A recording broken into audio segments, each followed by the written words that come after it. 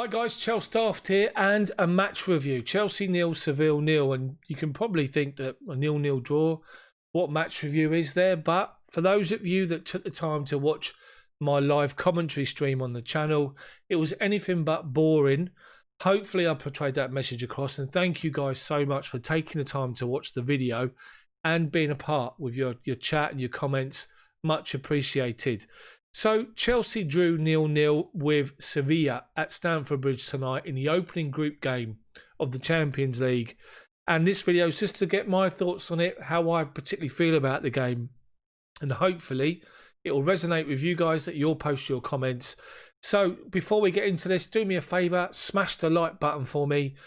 As many likes I can get, because it then builds the awareness of the channel for more people to hopefully come and join in and just to see the content, and then subscribe to the channel so you don't miss when my videos come out. But for now, as usual, let's get cracking.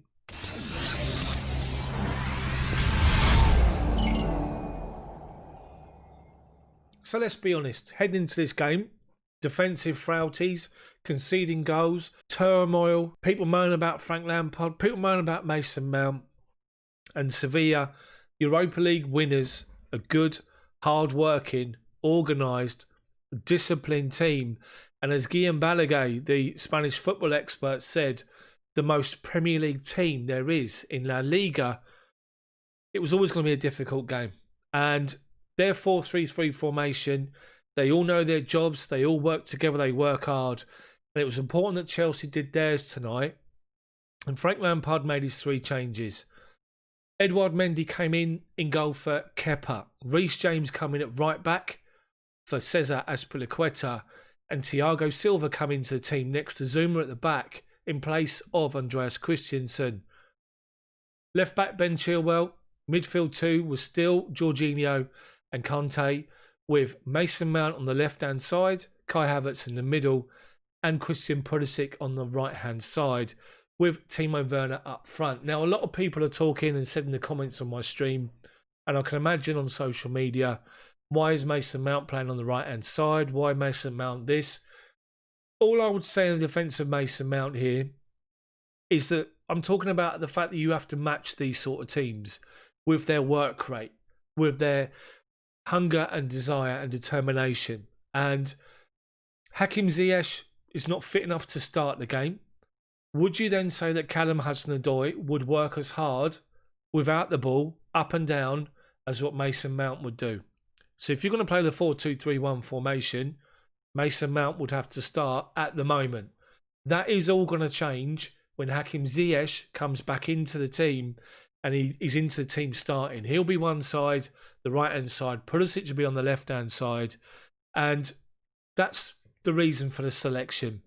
It was important to make those defensive changes because we needed a good defensive performance and we needed Mendy to be commanding, in addition to Thiago Silva, to organise, to talk, to dictate. And they did that in the game. Major positives in the game was clean sheet, first and foremost. Mendy was called upon once to make an outstanding save. Header at the back post, headed towards goal. It comes off of Zuma, and as Mendy's moving this way, he manages to get his hand to the ball with De Jong coming in to try and head it past him, and he claws the ball away from him, away from danger. And that was a big moment, and he reacted perfectly well, did very well. He was authoritative, he was calm, he was composed, he talked. He took command of situations. There was one in the second half where Zuma was facing him, took a touch to try and chest it back and expected Mendy to come out of his box. And Mendy was like, no, get that ball away. And Zuma did it without hesitation.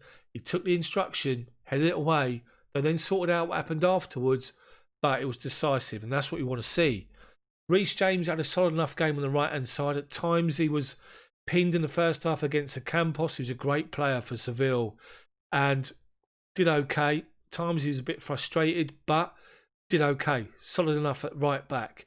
Zuma, outstanding in the air, didn't really make a mistake apart from one where he sliced the clearance to Campos, who was already falling back, and he couldn't get a decent enough shot, which Mendy was forced into an easy save low down. Thiago Silva, good to see him there, winning headers, talking, organising, because that's what we miss. That's what we brought him here for. And you could see the difference. There was one moment, I think, second half, a cross come into the box, and they were so organised, that defensive line, and you could see them talking. You could see Mendy and Silva talking, and we looked like we had everything under control, which is the second major point, in addition to the clean sheet. Ben Chilwell, left back, decent enough game, did well working hard in defensive areas, got a needless yellow card for a pull on a shirt when he was beaten, but professional foul will take that. Middle of midfield, Jorginho was captain in Azpi's absence and was everywhere, but picked himself up a needless booking, a professional foul in the first half, and let's be honest, got away with another one first half, should have been booked, but then you see the replay. I think Rakitic, wherever it was, made a right meal of it, and you'd seen them given in the past as a yellow card. When you see the replay slow down, didn't actually touch him, which is why he got away with it. He did okay. He was busy. There was times he was getting caught, but everybody else did.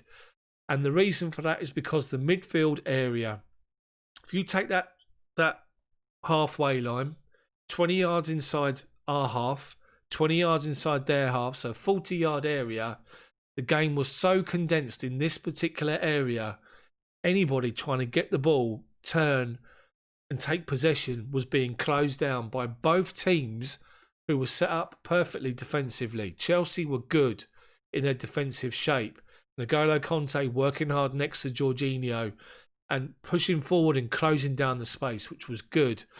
We didn't press high, didn't push and press them high.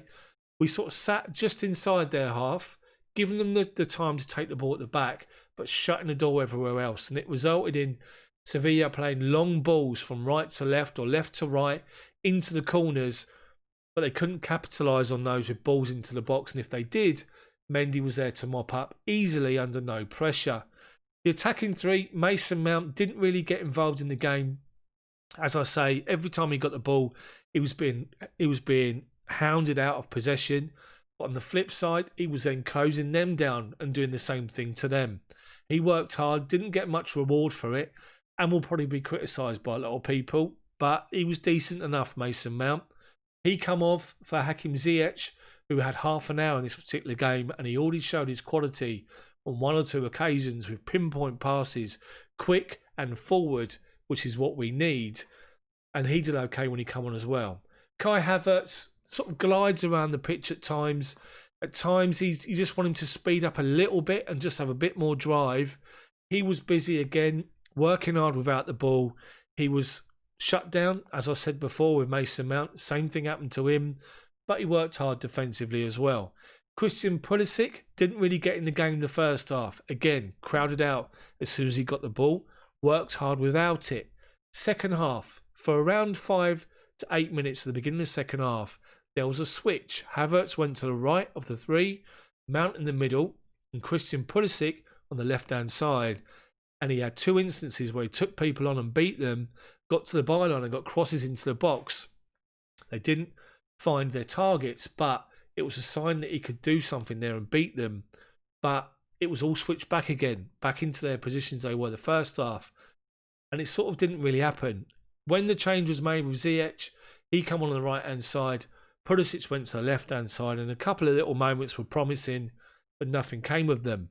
Then up front, Timo Werner worked hard, had half chances in the first half, sort of snatched them a little bit with his right foot, shot with no pace, the goalkeeper saved it. Another one that in the second half he tried to curl from distance, easy for the keeper. There was one where he tried a half volley and got his angles wrong, easy for the keeper. And there was one moment in particular in that first half where Christian Pulisic slot a slide rule pass into him, and he got in between the two defenders, but was just offside. It didn't matter though, because his first touch to go around the keeper was too heavy and the ball went off out of play. Late on, we saw the influence, we actually saw the involvement of Mateo Kovacic for around 20 minutes, and he was busy. He come on for Jorginho and played very well, working hard without the ball, working hard back in defensive areas, helping Ben Chilwell because Ocampos had pinned him in the second half and was looking to try and run at him every time into the box. And Kovacic did well to support him and did really, really well. Late on, Tammy come on for Timo. And Callum Hudson-Odoi come on for Christian Pulisic just for some fresh legs in the closing minutes. Couldn't really have much of an impact in the game. So the thing we have to remember about this particular game is we had to make sure that we were defensively sound and we keep a clean sheet, and we did that. There was times where just that final ball was lacking a little bit, but because the game was so condensed in the middle of midfield and with little space, when we had the space, we sort of snatched at it because we were expecting to be closed down straight away.